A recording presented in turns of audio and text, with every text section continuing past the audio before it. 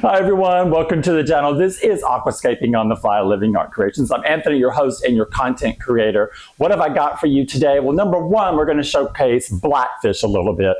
Now, blackfish is my one political statement. It is named after the rather famous documentary about SeaWorld and how they treat their wild animals in captivity.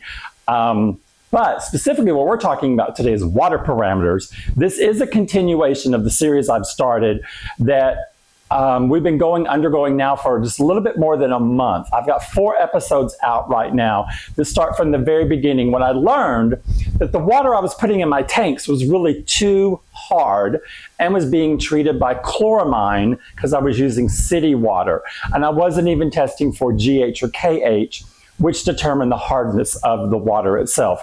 Once I learned that, I did install a very inexpensive reverse osmosis filtering system that I had to get an additional chloramine filter to add to it because my city is using chloramine instead of chlorine. Chloramine, if you guys don't know, is a lot more difficult to remove from water and it requires its own special filter. So if you're looking at that one and all package, most of them all treat chlorine. So just make sure when you're buying your system, if you're going to go down this route, that you're looking at your city's water and what it's being treated for bacteria in your water.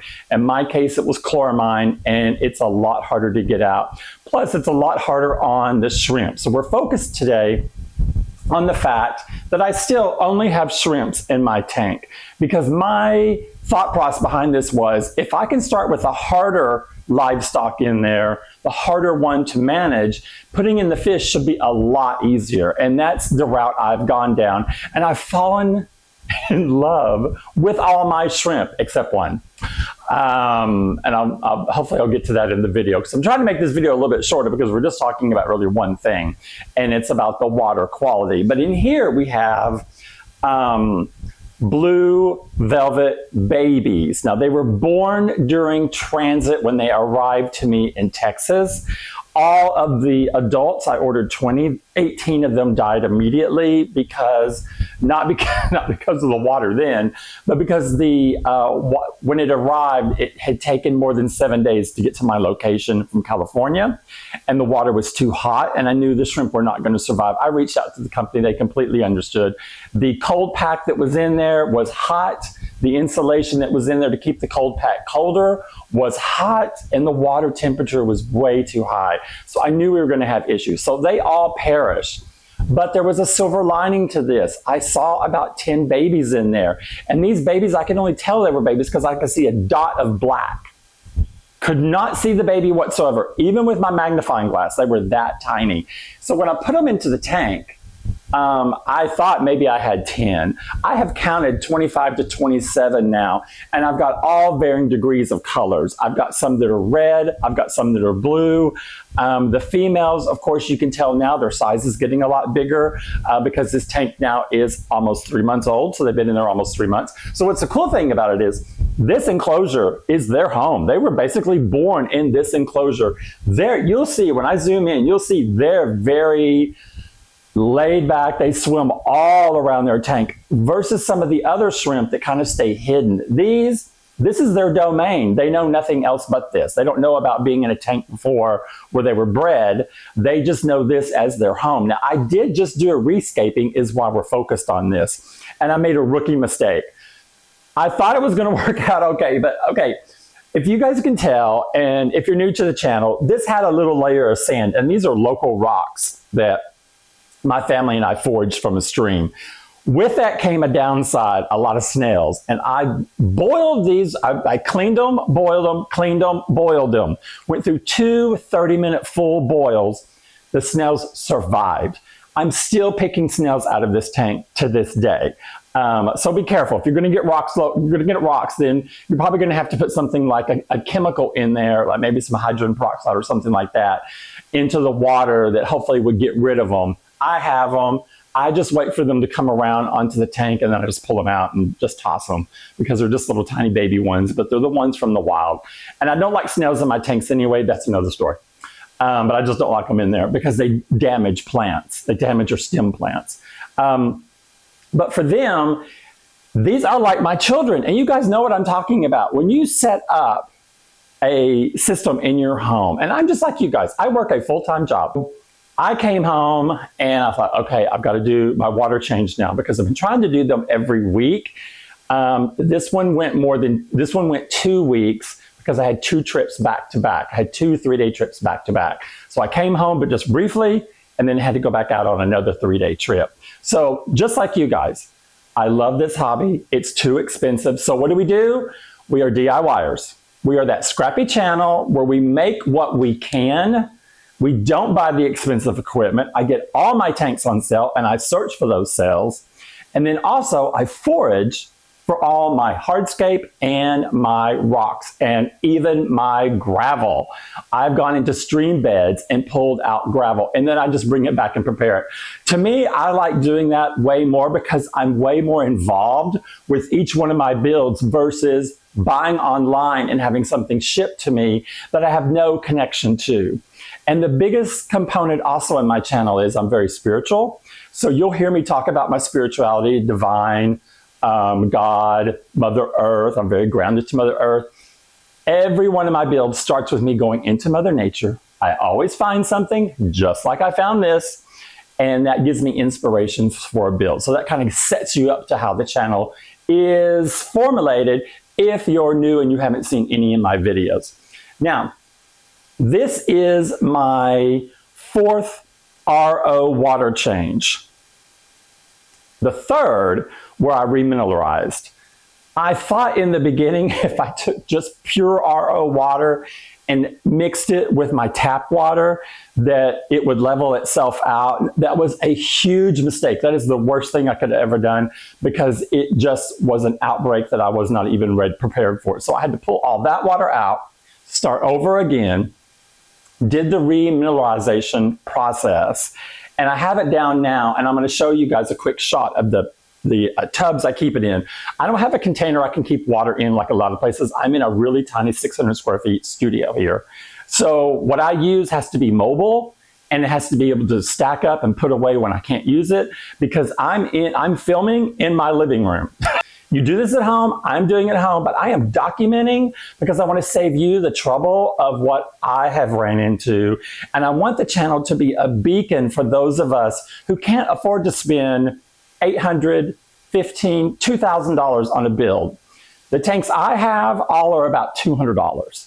And that's after I put the shrimp in there because the shrimp is another expensive component. So that being said, this is the 3rd RO that's been treated and remineralized. Now, for the first 2 weeks that I was doing this, I was using ChatGPT, and Chat knows all my videos because I always introduce a video with a narrative, and Chat usually helps me write that narrative. So they know all my tanks, everything about my tanks. I put in all my water parameters up to that point. And then ask Chat the question, what are my GH and KH? Where should my RO water be at when I'm going to put it into the tank? And what should I do going forward? So I have this really cool print off that I was able to get off Chat. Now, Chat was giving me parameters that you can find at a lot of websites. But you'll find more of them on plant websites. So like websites that sell aquarium plants that have water parameters for shrimp. So what I did, I felt like what they were giving me was too high. I'm sorry, that the range was too low because I wasn't seeing what I was supposed to be seeing. I was seeing a different range of numbers after just a few days. So it was getting that what they call the creep up. Well, I felt my intuition was telling me that I was right and that Chat was not correct. So I started researching and I went to Google specifically and I posed the same questions in Google and came up with a completely different set of answers that really were exactly what I was experiencing. And that meant that my tanks were fine. So I did a further set of research. I went only to shrimp websites. And I looked up their water parameters for the Neos, which is what we're using in all my tanks here. So when I did just the Neo, it came up with the similar results of what I'm using here. So my new revised, as of last week when I did this printout, is that your GH can be anywhere from 6 to a 10. And I just did, oops, almost tripped over my own foot. I just did my testing.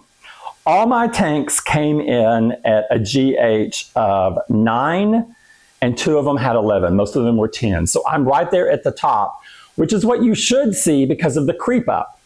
So that's after it being remineralized. It's been in there for 2 weeks now, and I'm just seeing between 9, 10, and 1 that was 11. And the one that was 11 are the little bowls, which you can get higher GH and KH readings based on what your hardscape is. So I know it's the hardscape is affecting those 2 tanks, because one hardscape I'd had it in a previous build and it did the same thing. The numbers were higher. So I know the hardscape does affect. Now for KH, the idea that I found on the shrimp breeder site was 3 to 6. Okay, mine are all coming in at 4 and 5 and 1 coming in at 6. So I'm right in line. Now the TDS, which kind of gives you an overall quick snapshot because you can get a digital reader, their recommendation on TDS is 150 to 250. Mine all came in at 150 exactly, and most of them around 165 to 178. I had one tank that came in at 226. Guess what? One of the bowls. So they're coming in with different parameters. My pH was across the board 6.8 in all the tanks. And then I had a little bit difference in total alkalinity, but nothing that is at an elevated level. Everything is just coming in at the same range as far as being fine for the shrimp that are in there. Now, the reason why we pay so much attention to your GH is because, like, for me, I want my shrimp to breed. So they have to be able to molt successfully. And if the water is too soft, their skin that won't be able to molt successfully. If the water is too hard, you get the same thing. So their skin won't get hardened, or their skin is too hard. So that's why you need this balance in the middle. So be careful if you're looking at online resources. And I'm going to be the first to tell you, I am not the authority. So the point is that you're going to find information out there all over the place. So just use your best judgment, or use what's happening with your tanks. At least get you, and let me show it. If you're using the API test for your water parameters, get the GH and KH, wherever you want to find this, whatever cheap version you want to get. I'm going to tell you, use the one that's the reagent. This is the reagent, which is the drops. It's way more effective because it's 1 drop at a time, and you can tell from 1 drop to the next when it turns that color. So I'll tell you what I do. When I go from drop to drop, so like on the GH, you're wanting it to turn green. And when it makes that first transition to green, that's the number I log in, right there. I might add another dot. Okay, what is it? Reagent, if I can talk today. A reagent drop to the vial again, it's just gonna enhance the color. So I just look for it right when it first changes. But I'm gonna show you something else I use. So I got really, really tired of using the API test kit because it's all reagents for every single one of them. Something like this, test strips, that has a little readout on the back side of it, is so much easier. So I use this for pH, total alkalinity, and nitrite, because you just stick it in for 2 seconds, it changes color. You've got the board here to tell you why you don't use this for GH and KH. All right, so the colors don't always are perfect. Sometimes it's in between. And if it's in between, the number of variables for each color sequence is greatly different. So I don't rely on this for GH and KH. So just do the GH and KH in the reagent is so much faster than having to do all the tanks all the time. Because I test my tanks before I test my RO water, and then I test 24 hours afterwards to see what's happening. Now, another FYI tip, when this tank starts to evaporate, you do not use your remineralized RO water. You use your plain RO water because the water will evaporate, but the minerals do not evaporate. So your minerals build up. That's why you get the thing called the creep. The minerals creep up naturally in your tank because as water evaporates, the minerals don't. They stay in there. So that's why some websites will suggest once your tank is cycled and your numbers are okay, you can do 2 weeks, depending on the size of the tank. Smaller tanks, they want like weekly changes. But my tanks are either 10 or 20 gallons, except my bowls, they're small. So that's why I'm having more issue with them. It's harder. The smaller the container, the harder it is to keep your parameters stable. So right now, I went almost 2 weeks between changes, and I saw the same numbers I was having a week out. So now I feel confident moving forward. Okay, I can do this now on a 2-week basis and try that for a month, and let's see where our numbers are. But I want to show you the close-up so you can see how well the shrimp are doing because they're just phenomenal. And then I'm going to show you how my RO system is set up just to show you how easy it is. So let's turn around and get you focused. Okay, so here you're looking at, this is technically the front side. Now this is a bar counter height divider between the kitchen and the living area. And I decided this was going to be the best place to put this tank because I wanted to see both sides of the tank at the same time. So let's scoot down a little bit, zoom in a little bit. I may cut the ends off a little bit, but I want you to be able to go in a little. There you go. Okay, so now you can start to see. What I love about this rescape is, okay, so I've noticed in my other tanks where I have gravel, and I didn't have gravel in here before at all. This was just the large rocks and sand. The shrimp in the other tanks just love the rocks. They love climbing all over the rocks, eating stuff all over the rocks, and I thought, okay, I need to have rocks in this tank because all my babies are in here and I want them to have the fullest experience possible. Now this is the one build that is nothing but caves underneath it. Now Blackfish, which is the structure, the wood structure, is not attached to any of these rocks, which is kind of different from how most people do their builds. Blackfish for me is being held by fishing wire and suction cup. So it's actually suction cup to the base of the aquarium, and the rocks are placed around it, and then I put sand in, and then I went back in and put a lot more sand in, and that's what caused the chaos because my water never cleared up. Then after I put the sand in, I had this gravel that I found in nature, and it's been cleaned and boiled and cleaned many, many times, and I put it in there, and then it was still too cloudy after another water change. So I just did another water change yesterday when I came in. And today the water is finally clear. So I'm really happy about that.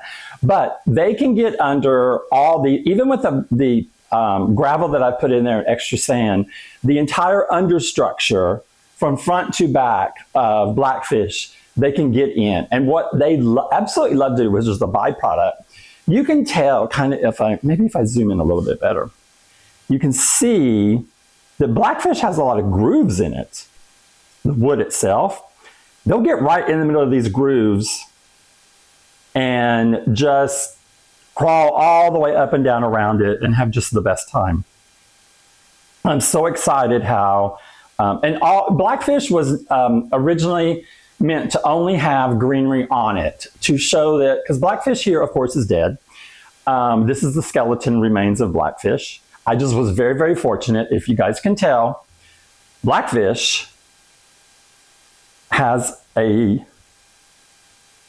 tail. It goes all the way down. You just can't see it because of the rock. And then if you go forward, it gets very narrow. Of course, it has a massive dorsal fin that sticks up, but it goes all the way to a point right there. And so it's amazing. Okay, so we can zoom in right here. Now, remember, these are all blue velvets, but blue velvet is a cross between a blue dream and a cherry red. So you will get, these different colors because of that. So let's see. Now, their favorite side is the other side. Okay, but look, okay, so there you have a blue one and there you have a red one. Now, when a female comes into the picture, you can see it, the difference immediately. So my males are about 1/4 of an inch long, and most of them usually are more opaque. Okay, I just saw someone right there. Yeah. But that one's blue. So you see they're going down underneath. Yeah, oh, here we go. See what I was just saying? This is what they like to do. They'll just get in those grooves and just feed away. Now, blackfish does not get a lot of biofilm on it, like some wooden structures do. Yeah, so you've got a lot of action going on right here. See, they're even on the plant. Get her on the plants. They go up, hang upside down. Okay, see the one in the back there on the left? It's clear. That is clearly a male. Look how small it is. Because remember, these were all born at the same time. And so the variation in color, I'm going to have a really hard time about what to do with all of these because I want to keep the color as pure as possible. Now, when I'm doing research about this is you're supposed to find the ones that are born with the heaviest color and keep them separate so that they will breed and their offspring hopefully will have the same coloring. Okay, look, this is unusual. Look at this. You've got 3 red ones right there together. And now the red color is beautiful. And I've also read online where this breed, because of the mix of the 2 types, can have spots, which these do. They have some spots on them. Here is another, oops. There's another, okay, see the difference right there? See how they're much smaller. You definitely tell, that one's a pale, pale blue there. There was another one. I'm really surprised. They are showing off for you guys today. Because normally the other side is their favorite side. Because they're used to me putting food over there. So they kind of like hang out over there. There's nobody in there. Okay, usually there's some under there. There's nobody there. Let's go back over here. Sorry, I know I'm going too fast. But I want you guys to see as much color as you can. This up in here is another one of their favorite areas. Is between these boost plants. So what I have in here is boost, and Anubias. Yeah, that's it. Oh, well, and a Java fern. I keep trying Java fern. I really never had much luck with Java fern. It always dies in every one of my builds. I don't understand people that can say that they can just grow it. Oh, it's so easy. Okay, see the rock on the other side? That's one of their favorite spots over there. They love that rock over there. That's the rock that I always put their food on. And so they're used to going over there. But here we've got, I may have to zoom out again because I've lost them all. There's one down, see down there? How they're crawling off all around? Yeah. And here you can see how I glued the smaller boosts directly onto the hardscape. Oh, and there's one crawling around in the Anubias. Yeah, but you can definitely tell the difference. So they're big enough now where I can see the difference between the males and the females and the females' color. So in, I guess my closing for the talking about the water, let me put you on hold for a second and I'm going to show you the tubs that we're using. I'm going freestyle. I hate doing that because I'm never as coordinated. Okay, so here you've got one of the really, really pale blue ones. There's a major indentation in this side of blackfish that they absolutely get in all the time. And here's another entrance to the caves on this side. So it goes from one side to the other. I can't film from this side because my faucet's in the way, because the kitchen, I'm standing right above my kitchen sink right now. So this gives you can see the tail better there. See, I was so blessed. Mother Nature put this in, just right in my path on a trail. And I could not believe the condition it was in. And when I saw it, I immediately knew what it was going to be. So, I mean, that's just how my brain, kind of works when I'm talking about how I do builds. All right, let's zoom out. I'm going to show you the tubs. All right, so you see here, and I want to show you how I'm doing it. I have a wave maker inside there because when you put your powder in, that's your remineralizer, you put it in and then I mix it for 30 minutes and it stays in this tub, and this is the water that goes into, once I've drained whatever, I usually do a 30% water change. I won't have to do 30% going forward. And then here's a smaller one. This has not been treated. This is straight RO water. This is to determine, am I going to use this in a pitcher for my tea? Or is it going to go into a water jug for top-offs? I haven't decided yet. I'm letting that stay there. But under the sink, oh gosh, I didn't clean it up first. All right, you're going to see it. It's real life. Here's the RO system. See, there's the 4-pack there, and there's the chloramine on the back. See how much bigger it is than the other one? And I'm so high-tech, look. Here you go. Here is the water that's the throwaway water. It just goes straight into the drain. And then here it is, a potato chip clip and the inlet valve going into the tank itself. So that is how we do it. Let me reposition so you can have one last shot at the tank. Okay, so I hope that clears up, and I hope this has been helpful, that if you're going down the same road I'm going down, to where you were using your tap water and then you found issues. I was having die-off on my shrimp like crazy once they were in their established systems, not from the beginning when a lot of the shipments came in and it was just way too hot. And I started doing research, but I also had a flight where a flight attendant that was working with me used to keep shrimp, and when I was telling her my issues, the first thing she asked me is, what's your water hardness? And what's your water treated with in your city? And so she just opened my world up completely. So I always give her shout outs to helping save my tank. So I hope this helps you. I hope it resonates with you. I am loving also my comments, so please keep your comments coming. I love them. Likes, subscribers, you guys are awesome. I love you all. You guys have a great day, and I'll see you on the next video update.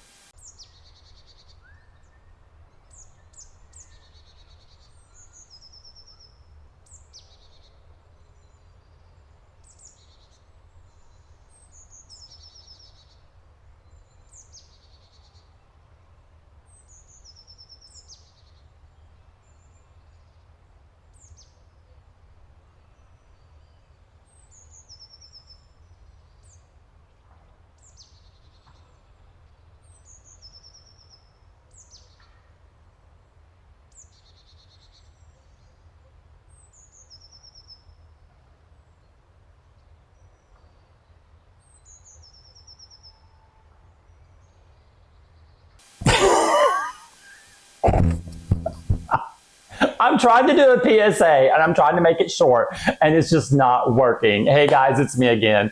Sorry for the interruption. You thought the video was over, but no, it's not. I want to do a public service announcement, and I want to say a huge heartfelt thank you to all my subscribers, all my comments, all my likes for the videos. You guys humble me, and you have no idea what it means. My channel is new. It's not even getting sent out yet by their algorithm to its intended audience. It's going off to these bizarre places where there's no logical connection between an aquascaping and what they're sending me out. So here's my plea for you guys. I want this channel to explode online. I believe in my content. I believe that I have a voice for people that are like those of us that are sitting at home and want to engage in this, but maybe a little hesitant. That's why my videos are always a full-on tutorial, and I'm showing you the realism. I show you what has worked, what has failed, and I don't hold anything back. I don't even edit my videos anymore. When I mess up in a video, I just keep rolling because the realism seems to work for me. And I don't shy away from talking about how this hobby is therapeutic, how this hobby is spiritual. I don't hide my spirituality from you. I don't hide the fact that I am divinely guided, which is the reason why I'm sitting in my studio right now with all these aquariums around me. I was guided to do this, and I feel it's part of my calling is to get a message out about how joyous, how healing, how you, no matter what issues are going on in your life, and you guys know that have a tank, once you step home, I don't care how stressful your day has been, You can look at your tank and you're zen immediately. You can work, you can watch it, you can fiddle with it. It's your pure enjoyment. The flip side is it's really expensive, and it also sends your blood curdling sometimes when you've done something catastrophically wrong. So it has both ends of it, the yin and the yang. So I want us to be a resource out there. I want my channel to be a resource out there. That's why I try to film like I do, and I just don't hide everything. I show you everything, and I talk about everything. So please consider, if you haven't already, to like, comment, and subscribe to the channel and grow along with me and with all my other subscribers. And please share your thoughts. So until the next video update, this is Anthony, and I'll see you out there in the skies.